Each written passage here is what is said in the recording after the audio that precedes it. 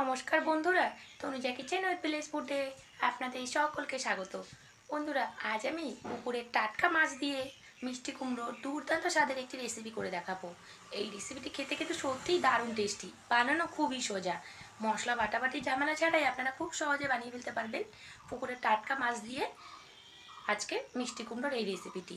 দেখুন, এখানে নিয়েছি 500 গ্রাম মতো বাটা মাছ। মাছটাকে নিয়ে এসছে টাটকা, কিন্তু কেটে ধুয়ে আমি রেডি করে নিয়েছি। আর মিষ্টি কুমড়ো নিয়েছি 1 কেজি মতো। মিষ্টি কুমড়োটাকে এরকম লম্বা লম্বা করে কেটে নিয়েছি দেখুন। আর একটা বড় সাইজের পেঁয়াজ কুচিয়ে নিয়েছি, আর 6-7টা কাঁচা লঙ্কা চিড়ে নিয়েছি। ব্যাস, আজকে এগুলো দিয়ে বাটা মাছের সেই রেসিপিটি করে দেখাবো। আর মিষ্টি কুমড়ো দিয়ে বাটা মাছের রেসিপিটি খেতে কিন্তু সত্যি দারুণ টেস্টি। আপনারা একদিন বানিয়ে খেলে রোজ খেতে চাইবেন। এবার আমি মাছের গায়ে নুন হলুদ মাখিয়ে নিচ্ছি।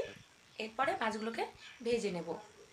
উনুন জ্বালিয়ে কড়াই বসিয়ে দিলাম, এর মধ্যে তেল দিয়ে দিলাম। তেলটা গরম হয়ে গেলে সেই নুন হলুদ মাখানো মাছগুলো দিয়ে দেবো এর মধ্যে। এখন 3-4টে করে মাছ দিয়ে দিচ্ছি, দিয়ে দু পিঠ উল্টে লাল লাল করে ভেজে তুলে নেব। এক পাশ হয়ে গেছে, উল্টে দিচ্ছি। এবার দেখুন মাছগুলো ভাজা হয়ে গেছে। এবার মাছগুলোকে আমি একটা প্লেটে তুলে রেখে দিচ্ছি। একইভাবে সমস্ত মাছগুলোকে প্রথমে ভেজে নেব। এবার কড়াইয়ের মধ্যে তেল দিয়ে দিলাম 50 গ্রাম মতো। এর মধ্যে কালো জিরা দিলাম 1 টেবিল চামচ মতো, আর একটা শুকনো লঙ্কা ফোড়ন দিলাম। এরপরে সেই কুচনো পেঁয়াজ আর কাঁচা লঙ্কা চেরাগুলো দিয়ে দিলাম। দিয়ে এটাকে 2 মিনিট মতো পেঁয়াজটাকে ভেজে নিতে হবে লাল লাল করে। এরপরে কেটে রাখা কুমড়োগুলো দিয়ে দিলাম। দিয়ে কুমড়োটাকে 5 মিনিট মতো একসাথে ভেজে নেব পেঁয়াজ লঙ্কার সাথে। দিয়ে দিচ্ছি স্বাদ মতো নুন, আর 1 টেবিল চামচ মতো হলুদ গুঁড়ো। কুমড়োটাকে 5 মিনিট মতো ভাজলেই কিন্তু হয়ে যাবে, বেশি টাইম কষানোর প্রয়োজন নেই। আর এই রান্নাটা হতে বেশি একটা সময় লাগে না, কিন্তু 20 মিনিটের মধ্যে রান্নাটা হয়ে যাবে। কেন, মিষ্টি কুমড়ো সেদ্ধ হতে বেশি একটা সময় লাগে না। দেখুন 5 মিনিট ভাজা হয়ে গেছে। এবার আমি এর মধ্যে 1/2 লিটার মতো জল দিয়ে দিলাম। বেশি একটা জল দিচ্ছি না, খুব একটা বেশি পরিমাণে ঝোল রাখবো না, হালকা রাখবো। এবার ঢাকা দিয়ে দিচ্ছি আর 20 মিনিট মতো রান্নাটা করে নিচ্ছি। ঝোলটা ফুটে উঠেছে দেখুন, একটু নেড়ে চেড়ে দিচ্ছি। এবার উপর দিয়ে ছড়িয়ে দিচ্ছি ভাজা জিরের গুঁড়ো। জিরেটাকে শুকনো খোলায় ভেজে গুঁড়ো করে রেখে দিয়েছি, এটা দিয়ে দিলাম জিরের গুঁড়ো। এরপরে ঝোলের মধ্যে বাটা মাছগুলো ছেড়ে দিচ্ছি, ভেজে রাখা বাটা মাছ।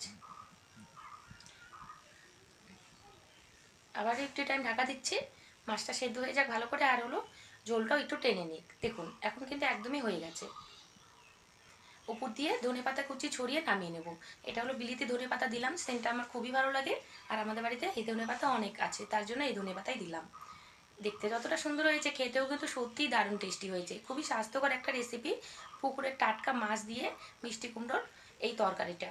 আপনারা একদিন বানিয়ে খেয়ে দেখবেন, রোজ খেতে চাইবেন, এতটাই টেস্টি। আর একদমই কম তেল মশলা দিয়ে রান্নাটা। বন্ধুরা, আজকে রেসিপিটি যদি ভালো লেগে থাকে, ভিডিওটা একটা লাইক করবেন, কমেন্ট করবেন, আমার চ্যানেলটিতে কিন্তু অবশ্যই সাবস্ক্রাইব করবেন। আর এরকমভাবে পুকুরের টাটকা মাছ যদি থাকে, তাহলে মিষ্টি কুমড়ো দিয়ে এই রেসিপিটি বানিয়ে খেয়ে দেখবেন। মশলা বাটাবাটি ঝামেলা ছাড়াই খুবই সহজভাবে, খুবই স্বাস্থ্যকর রেসিপিটি। দেখতে যতটা সুন্দর হয়েছে, খেতেও কিন্তু সত্যিই দারুণ টেস্টি হয়েছে। বন্ধুরা, আজ আমি আসছি, আবার আপনাদের সাথে দেখা হবে নেক্সট ভিডিওতে। ধন্যবাদ।